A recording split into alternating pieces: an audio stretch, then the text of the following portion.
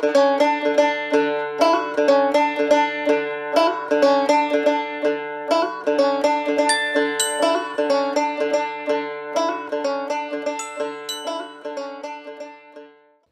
Junkies, we're here in Coleman, Alabama, and I'm standing next to senior rookie pro, Art Brown, and this is going to be one of our What's the Pro shooting segments, sponsored exclusively by Feather Vision Products. And we're going to go through Art's setup. Art, kind of let me know what you're running for the ASA circuit this year. Kind of walk me through what you got there. Okay, I'm shooting a Z7 Magnum. It's got a shorter brace height, but it's a real forgiving bow for me. It's got a very parallel limb with it. This year I switched to my Shrewd stabilizers. And what I really like about these, it gives me the availability for different situations to add weight, take weight off real easy, and balance my bow out real well. Okay, and what do you run as far as the length and the weight goes on these bars? I got 24-inch on the front with 2 ounces on the front, and I got 8 to 9 ounces on the rear. Sometimes when I've been in the shoot off, I can quickly add an ounce to the front, some to the back for the windy situations. And I just like the ability to be able to do that with these. So that gives me a lot to work with. Okay, and on these bars, and we've talked to a lot of guys and done a lot of these segments, you run yours a little bit on the, in comparison, a little bit on the lighter side and straight, kind of straight out the front and back. Is it just a good balance for you?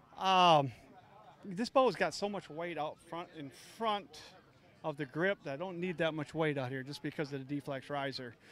So I don't do a lot reflex riser. I don't do a lot out front. And I used to shoot it heavier, but I found myself always underneath the 12s and just fighting it, so I've lightened it up over this last year. So that's the reason I do it that way. And any particular reason that you like the Magnum, which is, as you mentioned, like a 6-inch brace size as opposed to just the regular Z7? It kind of was an accident. I was setting this bow up for IBO, and I just fell in love with it. It aimed good, it shot good. It was a very forgiving bow, even though it's got 6.5-inch brace height that shoots like most bows with the parallel limbs. It feels like it shoots like a bow that has 8-inch brace height almost to me. So just set up really well for me. And what kind of poundage are you pulling with that bow? And kind of after you do that, tell me about the grip as well. Okay, I'm shooting 66 pounds on this here. It gives me pretty good holding weight. That's one thing I like to increase my holding weight.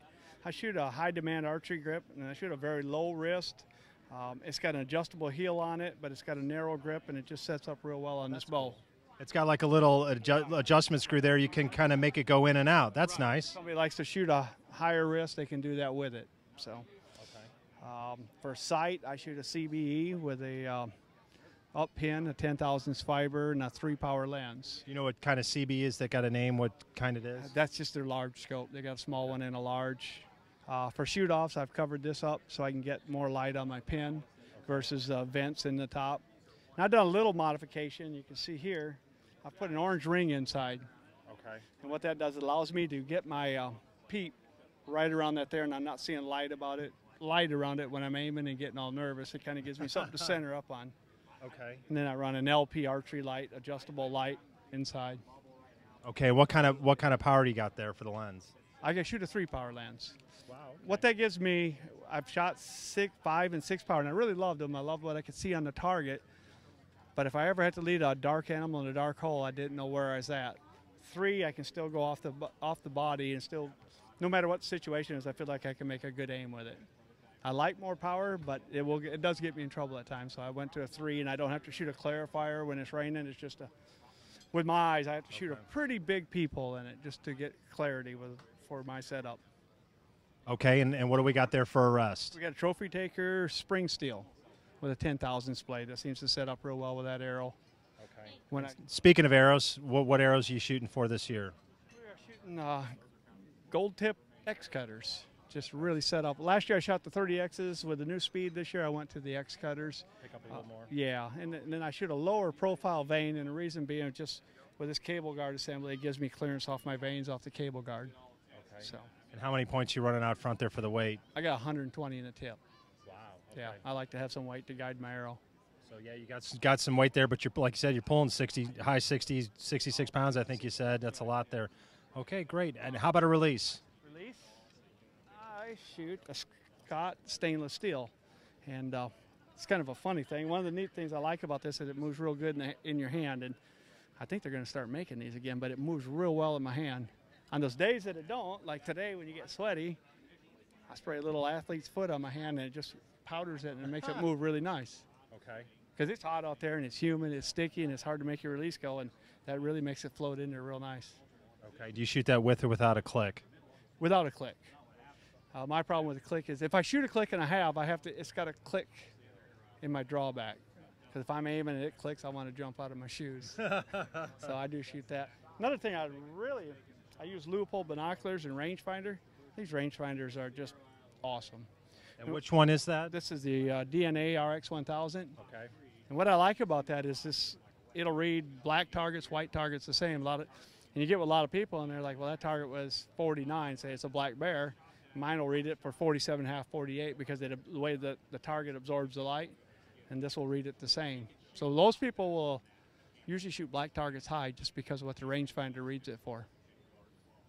So anyway, I shot with a really good young man at Illinois, and he was a known distance shooter, and he was just smoking, but he shot about that far over on every black target. So I explained to him why it was, and he used my rangefinder, and then he started drilling them. The kid could really shoot, but he was just getting the wrong yardage off his rangefinder. Okay. So. Okay, and then what do you run for just irregular optics? It's the McKinley's, which is a replacement of their HDs, and it's a 8x42, I'm sorry, and it's just 10x42, sorry. Great binocular, good encoded, just works good for me. Gathers a lot of light. Okay, and then you've shot, a lot on the ASA Tour this year. Art is currently leading for the Shooter of the Year title going into tomorrow. He is the leader, so he's going to be in that top peer group. We'll look and see how you do. Good luck for that tomorrow. And then you've been shooting the Regions Tour, I believe, this year as well. And then in between all that traveling, tell the folks out there what Art does for a living. I have a business called Art's 3D Target Repair. I buy targets, sell targets, I refurbish them. I go to clubs all over the country and replace the centers in their targets, recode them, repaint them. I can take old targets that were in really rough shape and make them look like new. Okay. And at a fraction of the cost.